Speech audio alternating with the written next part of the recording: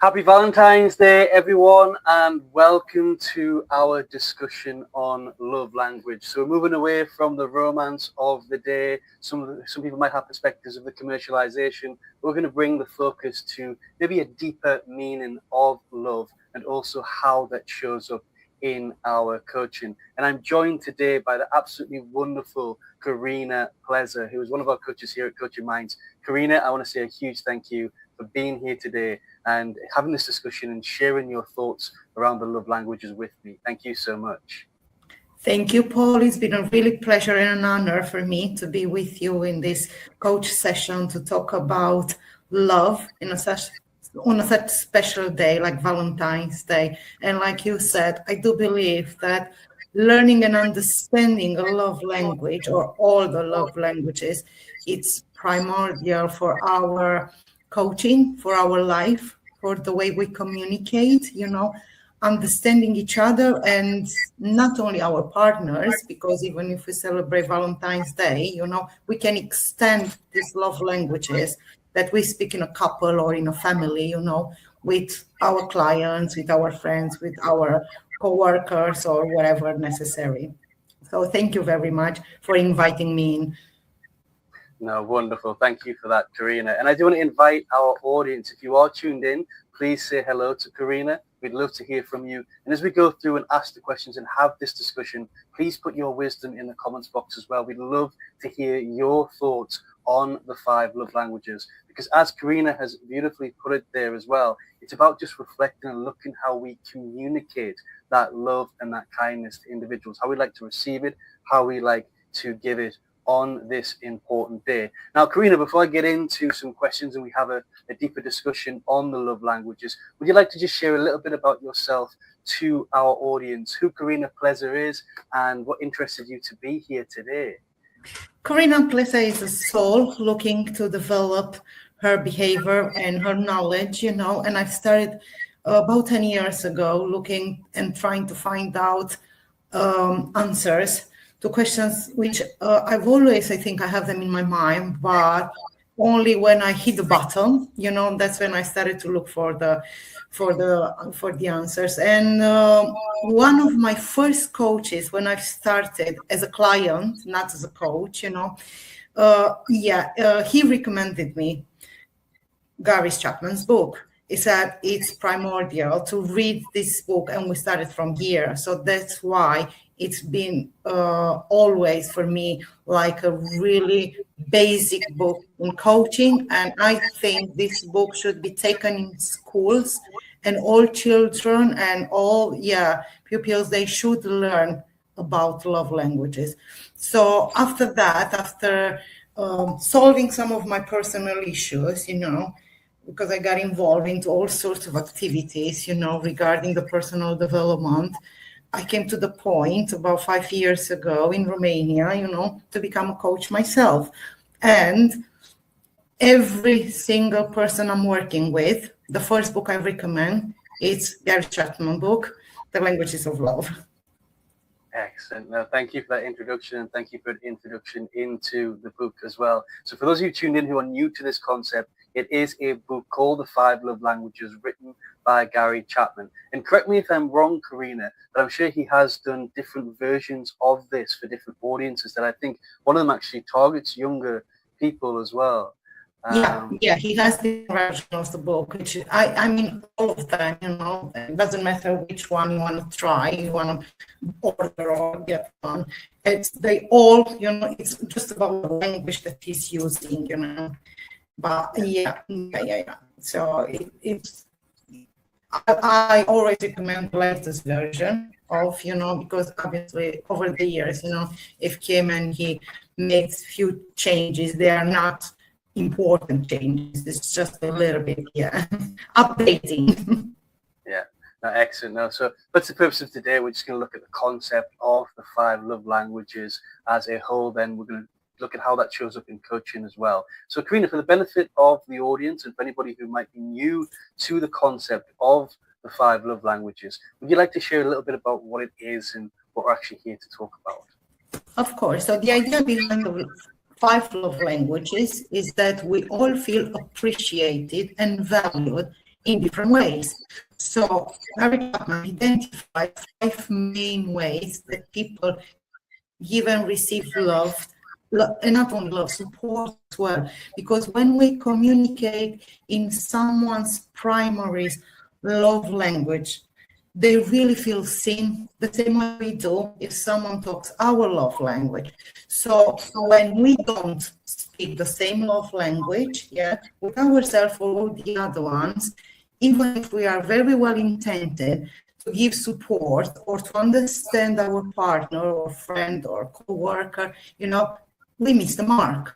So the concept comes from relationships, but it's incredibly relevant in coaching, it's relevant in leadership, and in communication in general, because in my opinion, communication is the best way we can approach people, we can stay in touch with people, we can form strong relationships. If we don't have the communication, which is the base, we have nothing. So if we speak different love languages, obviously we won't understand each other. So that's the concept of the book, and it's really, really interesting and really, really easy to understand. Yeah, no, wonderful. No, thank you for sharing that, Karina. I love that you've kind of gone outside of just that romantic to partnership to actually how we communicate with love and kindness to everyone. Sometimes it's like we're talking a foreign language to individuals or to our partner. We might be thinking, I don't understand. I keep giving her lots of gifts, and she's just not appreciating or loving me. And if that's not her love language, then that's going to be the good starting point to start to explore that relationship. And just remember, the 5 love languages are gifts, quality service, quality time, acts of service, positive affirmation, and touch, I think, if I got it right. Yeah. Well, in coaching, obviously we cannot use the touch, but we can read the body language, because through the body language, we transfer emotions and words, and we receive from the customer. So even if we don't use, the touch, like, relationship in coaching, it can, you can use grounding practice, body languages practices, and notice through these languages, the body language, that if the customer feels safe or supported, or if he doesn't feel safe or supported. So we can apply in coaching all 5 love languages. We can, and that's going to lead me nicely on to my next question for this discussion. But Karina, just quickly, I'm just really interested to know, what's your love language? Oh, we all speak different love languages, all of them, the 5 love languages. But my primary love languages is time. You can give me everything, exactly. But if you don't give me your time, when I'm talking about time, I'm talking about awareness, because you can be next to me, spending time with me, and not being there, So on your phone, time, exactly. The time we spend together, for me, it's really important. The first thing, when I will meet someone, I will leave my phone on the side. If I have company, if people that come in to visit me in the house, I turn on the television. I might be a little bit old style, but if you came for a cup of coffee, let's spend that half an hour talking about ourselves, not talking about things on television, because we get disturbed. So for me, my primary love language is time. No, same here, quality time. And if you're tuned in, I'd love to know your love language. What's your dominant love language? As Karina mentioned, we speak all 5. We like to receive all 5, but we do have a dominant one. So do you prefer to receive gifts, to spend quality time with individuals? Do you prefer words of affirmation, so to be told that you're doing a great job, to be given compliments? Do you prefer acts of service, somebody doing something for you that's going to support you? Or do you prefer touch, cuddling, connection in a physical way? So, Karina, you started off with a really good angle there when you started to talk about how we can put the 5 love languages into coaching. So from what you've seen so far on your coaching journey, in your practice, how have you seen these different love languages show up in coaching? Well, I can feel right away, if I'm connected to my client or if I'm not. I'm trying to read his love languages through questions, but not going over the boundaries, because we have to keep some boundaries. But always on my first coaching session, I'm trying to read and ask questions so I can understand what's his love language. Yeah, because if I don't know his love language, obviously I cannot connect with him. And then my client, I might have given, for example, tasks to do, but he's not into tasks. Yeah, he's into words, nice words. Yeah. So if the client, it feels unmotivated, if he feels he's not seen, by me giving him the wrong love language, not speaking the same love language like him, there is a disconnection between me and him. Yeah. So that's the first thing I'll do. Try to learn his love language, and then from there, go smooth without pushing it, and ask other questions and explain him how important it is. First of all, to understand ourselves. In my opinion, this is the most important thing, because we keep on asking for people to do things for us. But if we don't know ourselves very well, how can we ask for something? So I always recommend to identify your love language first. And then starting from there, identify the love languages to all people around you. It might be your spouse, it might be your children, it might be your parent, your coworker. So once you know and you understand the book, reading the book, you understand which is my primary love language. When am I speaking a different language? Then I can understand when my partner, even if his primary language is, for example, presence, good time, it might need support some days. So I know he speaks a different language that day. Yeah. No, thank you for sharing that, Karina. I really love that, and the thought of, understanding hours, looking for our clients to understand, because it is a really great awareness tool that really helps us do some really deep self-discovery and look at where our love languages and our communications are servicing, which does show up in our coaching as well, both as coaches and clients. We'll get onto that in a moment. One thing I've seen a lot of as well, I don't know if you've witnessed this with some of your clients, but sometimes you can identify, without going through any physical tool or recommending the book, you can start to identify where, without making assumptions and judgment, that dominant love language lies. So you might get a client that is constantly asking for validation and feedback, and that's because you can kind of get a sense maybe that their love language is words of positive affirmation. So it could be how it shows up like this. They could be bringing up their conversations. It doesn't have to be with a partner, but a relationship with somebody else, explaining communication breakdowns, and you might be able to spot that this is due maybe, possibly, to a miscommunication of love languages, which is an opportunity for us to offer that tool and bring it into the coaching space. So I really, really love what you shared there, Karina. And I'd love to know, if anybody's tuned in, how have you seen the love languages show up in your coaching practice? Let's get a talk and discussion going on in the comments box. I'd love to know how it's occurring and what's happening for you. And that kind of leads me on to our next question, Karina, which you kind of started to answer, which was really brilliant. But what happens where maybe a coach is communicating with one love language, but the client needs something different? And how might that affect the coaching relationship?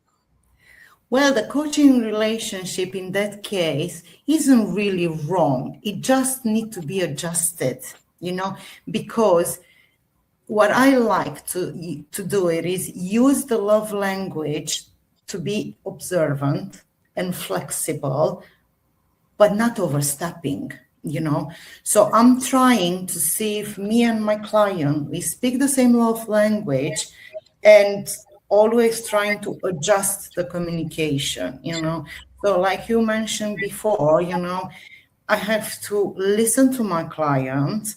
I have to encourage him or restructure my sessions with him, but keep it professional, because if we don't meet our client's needs, then the client doesn't feel safe or respected, or it feels misunderstood, then I have to adjust. I have to change and tuning him to his language without crossing boundaries, like I said, but trying to be more flexible, and bring him to speak my love language maybe this time, next time his love language. It's not always about me, or it's not always about him, it's about us and the connection that we trying to always keep strong in sessions. Yeah. And I love that. I love that adaptability. I love how when you identify that, how we change as a coach to match their love language. I think it's really important. And I think if we go through and think about each of the 5 love languages, I think the most important one that we must master, and if we're not there as a coach, then we need to do some work on ourselves. But quality time, we need to ensure that that coaching session, those coaching sessions that we're offering, is quality and valuable Quality time for the client, and that's going to matter a lot to them. But sometimes you might get clients that, okay, you're spending your time with me, we're there, the present, but actually what's more important to me is that I'm getting something from this. You are doing something for me in terms of an active service. I'm paying you to help me achieve my goals or overcome this problem. And active service, I don't know if you've seen this as well, is kind of how it shows up in coaching is not going out because we don't do the work as a coach. So coaches might ask, well, actually, it's the client that does the work. But little things like when we're going through a tool to pull it up on a screen and to do the typing and the filling in and everything for the client, rather than making them do the work. That could be so beneficial if your client has a dominant love language of active service. So, and if we're not quite meeting that, if we are just expecting them to do all the work in there and type and do that, and we're pushing it on them in that way, then that might not, it might clash. It might create a bit of a friction in the coaching relationship. Yeah, like I said, it's more about noticing what help us build trust, a safe environment, and good quality time. So knowing the love languages, it helps us to create that safe environment where the customer or client comes in, he feels safe, he feels motivated, and in the end of the day, he spends good quality time. Because it's not everything, it's a duty. We don't have, I never watch my session as duties. Yeah. I always try to connect from soul to soul with my client. So he will feel safe, he will feel motivated, and he's looking forward to come and meet me. It's not a duty, it's a pleasure. Yeah. No, I love that. You're creating that safe psychological space for them to be there, and they're looking forward to be there, which is really good as well. So that's wonderful that you've got that eye and that adaptation for that. And kind of moving on slightly, and kind of the final question today, which I think will bring up a little bit more discussion, is how can coaches use the 5 love languages in their coaching without, and making it effective without crossing any professional boundaries? So we talked about touch earlier on as well, and that's one we need to be really careful of, I think, out of the 5 with regards to our coaching. Well, we have to keep professional, yeah, and our boundaries need to be set up and known very clear.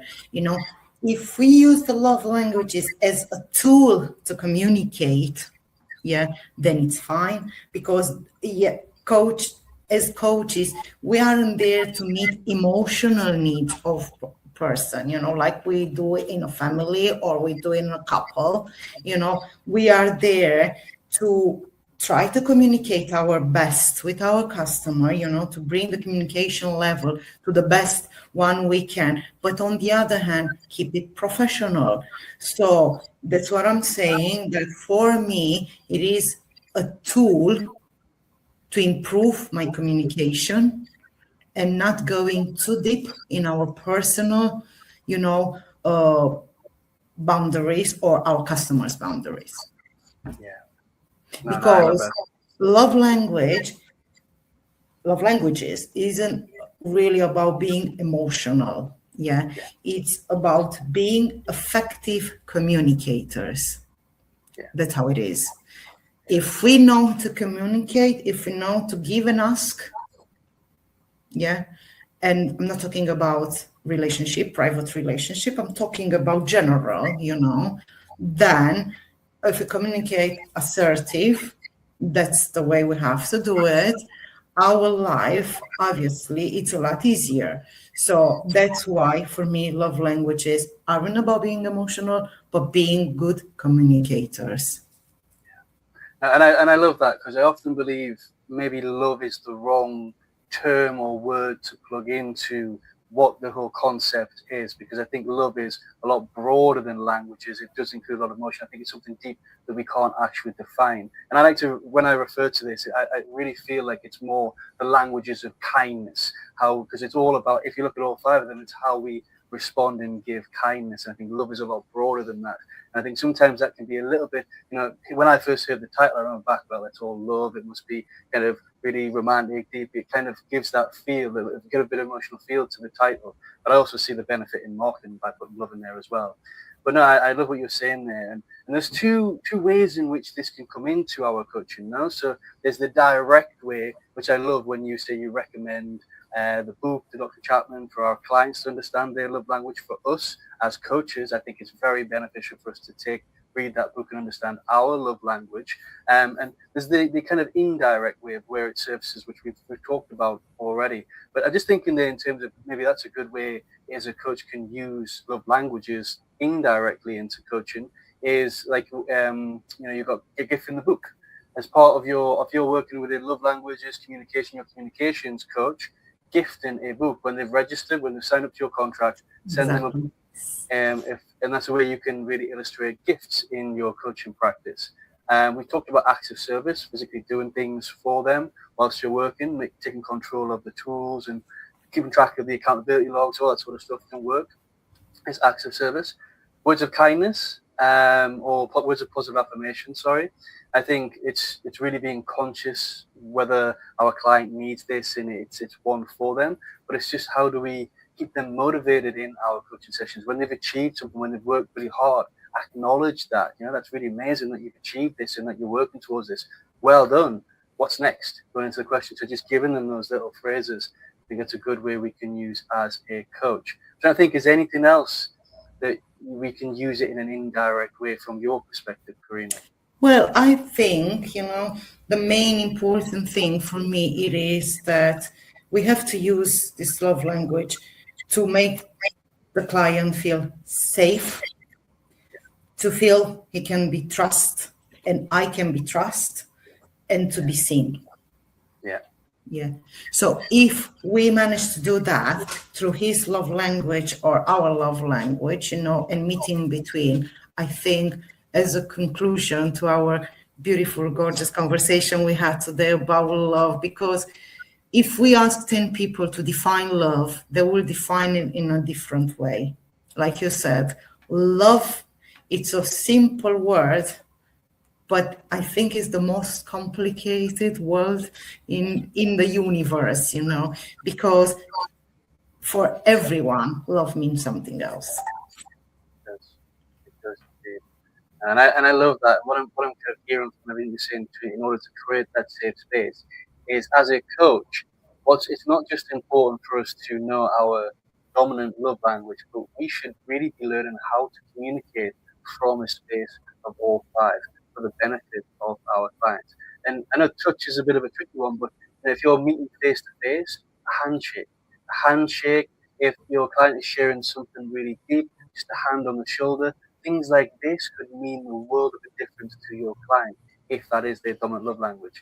But I think what I'm hearing from you in terms of a nice conclusion for today, Karina, and I'd love to hear from everybody that's tuned in, everybody that's watching the replay. What are your thoughts? Where have you seen miscommunications? Where have you used the five love languages in your coaching? But I think, Karina, I think it's, and it goes back and kind of loops back to what you were saying at the beginning, is we all have these five love languages. So as coaches, why can't we not learn to speak all five and really make that relationship strong with our clients? I totally agree with you. I think us as coaches, we need to learn to speak all the five languages so we can apply our experience in our practice.